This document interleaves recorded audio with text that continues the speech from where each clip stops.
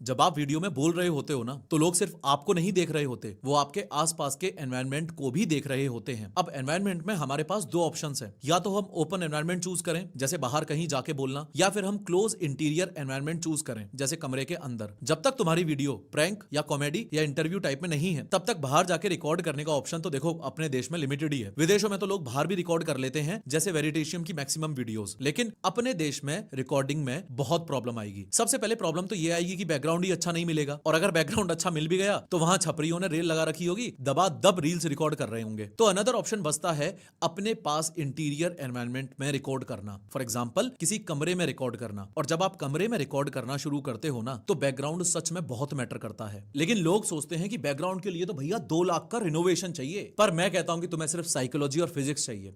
पिछले चैप्टर में हमने गियर मिथ को तोड़ा था ना, इस चैप्टर में हम बैकग्राउंड के मिथ को तोड़ेंगे। इस चैप्टर में मैं तुम्हें 10 चीजें सिखाऊंगा, जिसकी मदद से तुम्हारा कचरे जैसा कमरा भी एक एस्थेटिक बैकग्राउंड जैसे कमरे में, स्टूडियो जैसे कमरे में कन्वर्ट हो जाएगा, बिना एक भी पैसा खर्च किए या फिर थोड़ा सा पैसा खर्च करके। अभी से 1 साल पहले तक की सारी recording professor of how YouTube channel पे मैंने खुद एक रैंडम कमरे के अंदर की है अपने घर में। मैंने एक कमरा घेर लिया था अपने घर में, वहां पे ऑडियो फोम्स शेप दिए थे और वही मेरा स्टूडियो था। ये 10 चीजें कोई महंगे इक्विपमेंट की बात नहीं है, ये 10 चीजें समझदारी की बातें हैं, और इन 10 चीजों में से ज्यादातर चीजें फ्री हैं।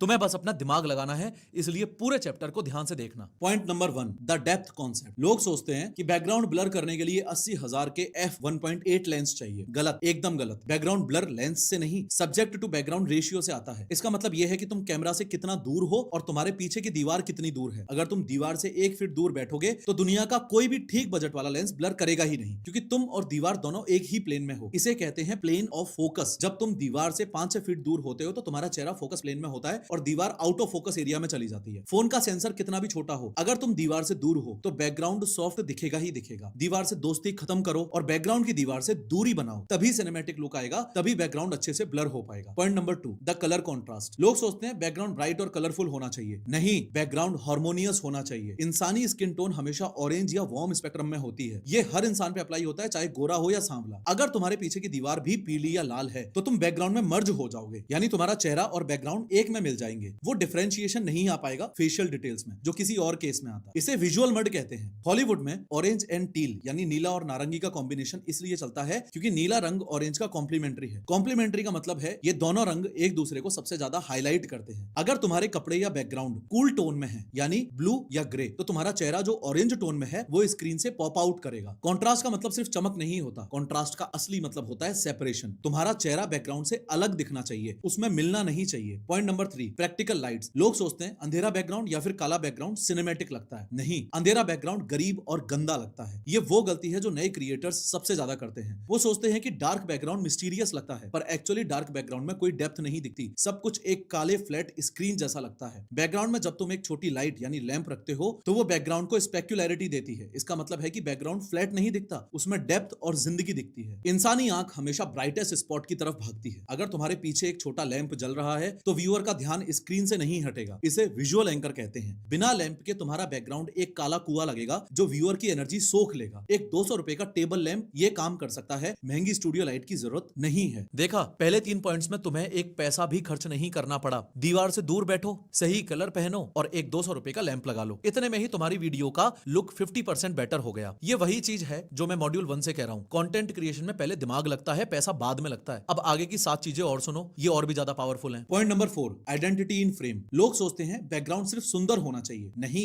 बैकग्राउंड रिलेवेंट होना चाहिए। सबकॉन्शियसली व्यूअर तुम्हारे पीछे रखी हर चीज को जज कर रहा होता है। अगर तुम फाइनेंस समझा रहे हो और पीछे गिटार रखा हुआ है तो व्यूअर कंफ्यूज हो जाएगा। उसे लगेगा क्या है भाई, ये बंदा फाइनेंस वाला बंदा है और म्यूजिशियन की तरह गिटार रख के बैठा है। अगर तुम कुकिंग सिखा रही हो और पीछे गेमिंग सेटअप दिखाई दे रहा है तो अगेन मिसमैच हो गया। इसे एनवायरमेंटल स्टोरी टेलिंग कहा जाता है। बिना एक शब्द बोले तुम्हारा बैकग्राउंड व्यूअर को बताता है कि तुम एक्सपर्ट हो या नहीं। अगर तुम एआई की बात कर रहे हो तो एक पुराना रोबोट या टेक बुक पीछे रखने से तुम्हारा ट्रस्ट स्कोर बढ़ जाता है। अगर तुम फिटनेस सिखा रहे हो तो डंबल्स या प्रोटीन जार पीछे दिखने चाहिए। तुम्हारा बैकग्राउंड तुम्हारा सीवी यानी तुम्हारा रेज्यूमे है। जो भी तुम्हारे पीछे रखा है वो तुम्हारी कहानी बताता है। तो अपने केस में खुद से सोचो कि क्या वो सही कहानी बता रहा है। Point number 5, texture over blankness. लोग सोचते हैं सपाट यानी फ्लैट सफेद दीवार प्रोफेशनल लगती है। ये सबसे बड़ा झूठ है। सपाट दीवार लाइट को मिरर की तरह बाउंस करती है। इससे तुम्हारे चेहरे पे एक अजीब हॉट स्पॉट्स बनते हैं, यानी कुछ जगह पे बहुत ज्यादा चमक और कुछ जगह पे अंधेरा, और वीडियो चीप लगती है। दीवार पे टेक्सचर यानी पर्दे, बुक्स या और वुड पैनल्स लाइट को डिफ्यूज करते हैं, यानी कि फैलाते हैं। जब लाइट डिफ्यूज होती है तो शेडो सॉफ्ट होती है और वीडियो प्रीमियम लगती है। टेक्सचर सिर्फ देखने के लिए नहीं, लाइट कंट्रोल के लिए जरूरी है। फ्लैट दीवार हॉस्पिटल दिखाती है, टेक्सचर्ड बैकग्राउंड स्टूडियो दिखाता है। और टेक्सचर के लिए तुम्हें महंगा वॉलपेपर नहीं चाहिए, किताबों का शेल्फ भी काम कर देगा। पॉइंट नंबर 6, आरजीबी का सही यूज। लोग सोचते हैं कि आरजीबी लाइट फुल पावर पे प्रो लगती है, गलत। ये व्यूअर को थका देती है। ज्यादा सैचुरेशन यानी गाढ़ा रंग देखने से व्यूअर की आंखों में सैचुरेशन फटीग होता है। 10 मिनट की वीडियो में व्यूअर को आंखों में वियर्ड सा फील होने लगेगा, वो अपनी ब्राइटनेस कम ज्यादा करने लगेगा और वीडियो बंद कर देगा इरिटेट होके। तुमने वो गेमिंग स्ट्रीमर्स देखे होंगे जिनके पीछे नियॉन पिंक और ब्लू फुल पावर पे जल रही होती है। वो सिर्फ गेमिंग ऑडियंस के लिए चलता है और वो भी शॉर्ट सेशंस के लिए। एजुकेशनल या इन्फॉर्मेटिव कंटेंट में या कॉमेडी टाइप ऑफ कंटेंट में आरजीबी वगैरह का कोई रोल नहीं है। आरजीबी ऐसे कंटेंट में फुल डिजास्टर है। आरजीबी हमेशा लो इंटेंसिटी यानी 10 से 20% ब्राइटनेस पे होनी चाहिए। वो सिर्फ एक कलर हिंट होना चाहिए, ना कि पूरी दीवार पे बिछा हुआ डिस्को। सटल कलर्स व्यूअर्स को रिलैक्स करते हैं, जिससे तुम्हारा वॉच टाइम बढ़ता है। डिस्को बैकग्राउंड सिर्फ 15 सेकंड की रील्स के लिए है, लॉन्ग वीडियोस के लिए नहीं। अब तक 6 पॉइंट्स हो गए। ध्यान से देखो, इन 6 पॉइंट्स में से किसी में भी तुम्हें 1000 रुपए से ज्यादा खर्च नहीं करने पड़े। दीवार से दूर बैठो, सही कलर पहनो, एक लैंप लगाओ, अपने नीश या कैटेगरी की चीज पीछे रखो, दीवार पे टेक्सचर दो और आरजीबी को लो रखो। ये सब फ्री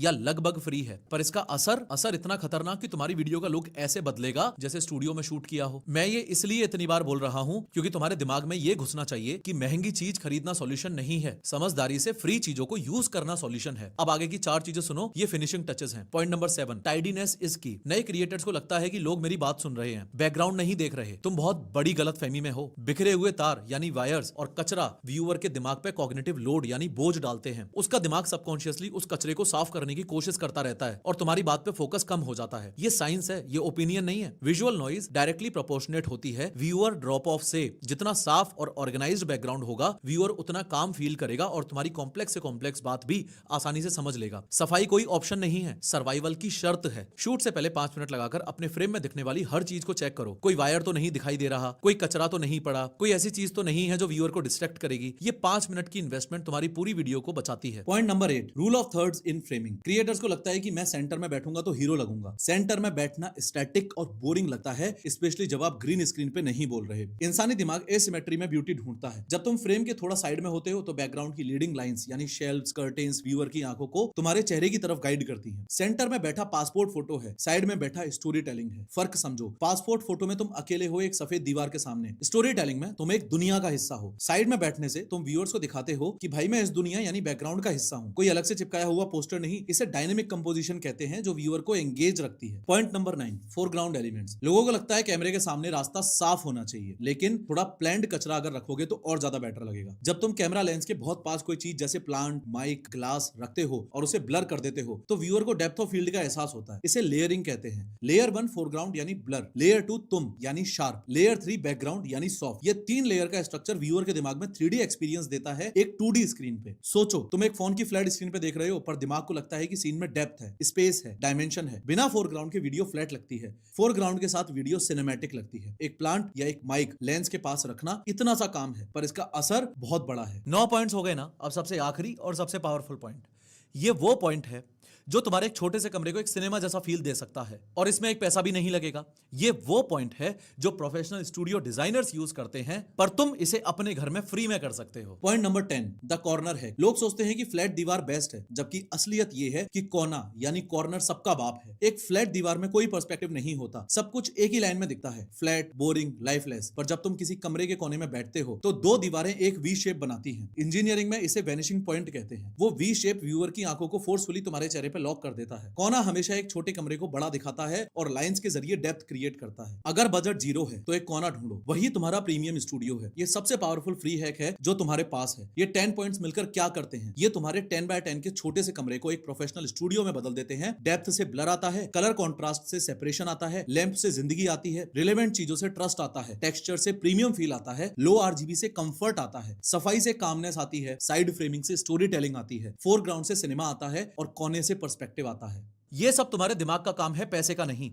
और यही इस पूरे चैप्टर का कोर मैसेज है कि पहले दिमाग लगाओ, अपने स्टूडियो को, अपने कमरे को बेहतर बनाने में पहले दिमाग लगाओ और उसके बाद में पैसा लगाओ। जो क्रिएटर इन 10 चीजों को अपने रूम में, अपने कचरे जैसे रूम के अंदर अप्लाई कर लेता है, उसके एस्थेटिक्स काफी इंप्रूव हो जाते हैं उस क्रिएटर के कंपैरिजन में जो पैसे तो ठोके जा रहा है, लेकिन उसे ये 10 फंडामेंटल्स नहीं पता रिकॉर्डिंग के बारे में, सिनेमा के बारे में। थ्योरी बहुत हो गई। आज ही अपने कमरे का वो वाला कोना चूज करो जो दीवार से थोड़ी दूरी पे हो, वहां एक पर्दा लगाओ यानी कि टेक्सचर, वहां एक छोटा सा लैंप रखो यानी कि प्रैक्टिकल लाइट, और एक ऐसी चीज रखो जो तुम्हारी आइडेंटिटी बताए यानी कि एनवायरमेंटल स्टोरी टेलिंग। कैमरे के सामने एक प्लांट या ग्लास रखो जिसे फोरग्राउंड एलिमेंट कहते हैं। कैमरा सेट करो, फ्रेम के थोड़ा सा साइड में बैठो, एक टेस्ट शॉट लो और अपनी पुरानी वाली वीडियो से कंपेयर करके देखो। फर्क इतना ज्यादा क्लियर होगा कि तुम खुद हैरान हो जाओगे कि अब्बे यार ये वही कमरा है क्या जिसमें बैठ के मैं पहले शूट करता था। तुम्हें लाखों खर्च नहीं करने, तुम्हें सिर्फ ये 10 चीजें अप्लाई करनी है इस चैप्टर में जिसके बारे में हमने बात की। अब तुम इस चैप्टर को देखने के बाद ये नहीं कह सकते कि भाई मेरा कमरा अच्छा नहीं है